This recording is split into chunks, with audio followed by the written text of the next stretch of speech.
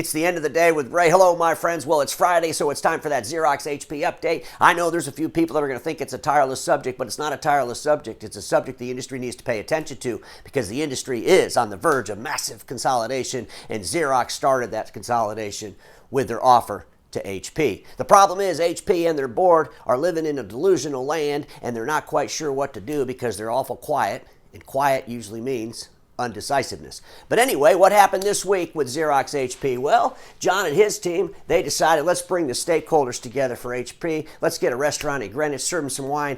Let's eat some steak. Let's talk about the future. Let's talk about the synergies of this great opportunity for both our organizations. I'm not sure what HP executives were doing during this dinner because they probably didn't show up. My guess is they were in the basement at HP headquarters drinking Complacency wine and probably eating cake made on a 3D printer because you know HP, they believe their future's 3D printing. It will save that company. It'll bring that company into another century. Well, John and Vincentine and his team believe that the two companies coming together will recreate an industry, and I agree with John, Carl Icahn, and the whole Xerox team on that one.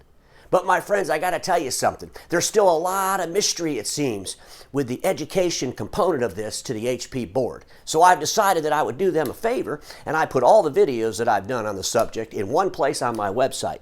So I'm going to ask all the HP board members, all the stockholders in HP to do one simple little thing. Just type in endofthedaywithray.com, endofthedaywithray.com. It'll take you to my website. Scroll down till you get to Ray's Thinking, Ray's Thoughts on Xerox HP. And when you open that up, guess what you're going to see? All the videos I've done. Remember the one I did with the heart on Valentine's Day? Xerox has their heart in it. Talked about the culture. There's about 10 or 12 videos there. Go through those videos. Go through those videos and see if any of this content makes any sense for you. And then go ask Enrique and his team. Is Ray right about any of this? Does it make sense that we come together with Xerox because they can give us direct distribution?